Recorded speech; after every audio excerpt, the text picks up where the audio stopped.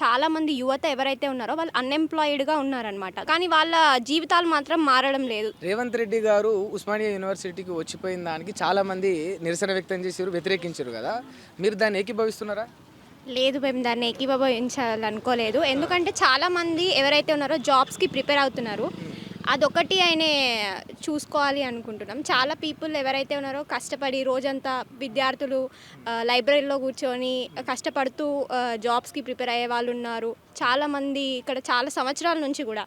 So అది మానేసి 1000 కోట్లు ఇస్తాను యూనివర్సిటీకి అని చెప్పారు. కానీ వాళ్ళ పరిస్థితి ఏంటి?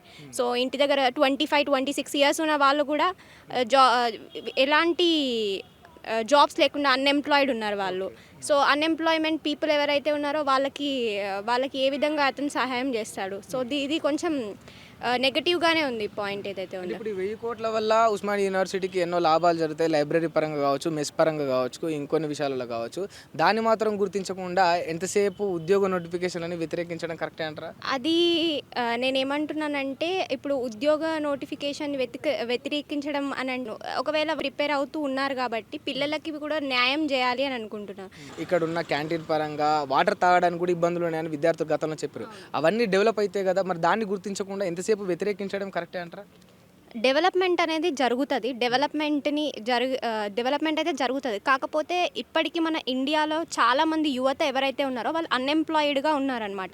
దాంతో వాళ్ళ తల్లిదండ్రులు ఎవరైతే ఉన్నారో వాళ్ళ మీదే వేల ఆశలు పెట్టుకొని ఉన్నారు. అలాంటి నిరుద్యోగులు ఎవరైతే ఉన్నారో చాలామంది ఈవెన్ 30 ఇయర్స్ వచ్చినా కూడా వాళ్ళు అక్కడే లైబ్రరీలోనే రోజంతా చూస్తూ ఆ పుస్తకాలను చూస్తూనే ఉంటున్నారు. కానీ వాళ్ళ జీవితాలు మాత్రం మారడం లేదు. అదే ఒకవేళ ఒక ఎడ్యుకేషన్ అనేది, జాబ్స్ అనేవి ఒక మనిషికి ఇస్తే తనే ఇలాంటివన్నీ కూడా కొనుక్కోగలుగుతాడు. ఇంకా బెటర్ క్వాలిటీ ఆఫ్ లైఫ్ అనేది ఉంటుంది. చాలా మందికి స్టాండర్డ్ ఆఫ్ లైఫ్ అనేది ఉంటుంది. ఓన్లీ రీజన్ ఉద్యోగ నోటిఫికేషన్లు ఇవ్వకపోవడమే. ఉద్యోగ నోటిఫికేషన్లు ఇవ్వకపోవడం అదొకటే. మిగతా అన్ని విషయాలలో రేవంత్ రెడ్డి గారు బెటర్గా ఉన్నారా? అంటే if compare with KCR. Comparing with KCR మేము ఏమంటామని అంటే, ఎడ్యుకేషన్ వైపు సార్ ఒక అడుగు ముందుకేసాడని చెప్పేసి మేము అనుకున్నాం. కేసీఆర్ అయితే ఇంతకీ ఉస్మానియాకి వచ్చిందే లేదు, అసలు మమ్మల్ని చూసిందే లేదు.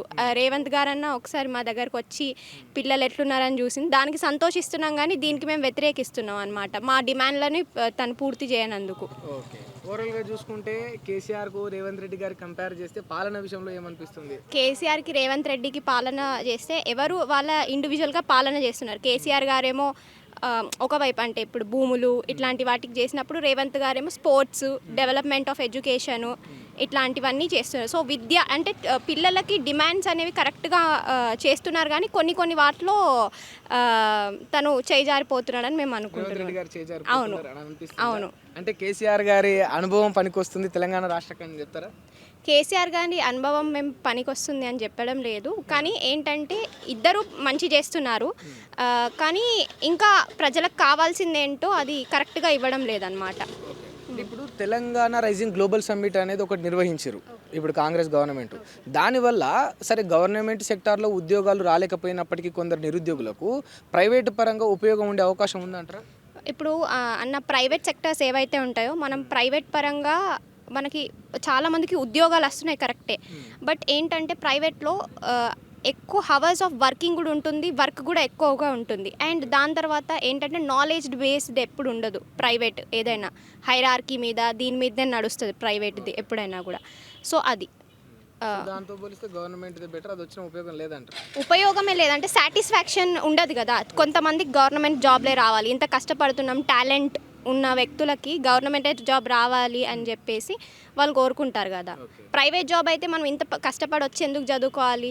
పోయి ప్రైవేట్లోనే ఇప్పుడు నాకు కూడా పోయి ఒక కంపెనీలో ఏదో అడుక్కుంటే 25,000 జాబ్ ఇయ్యరా?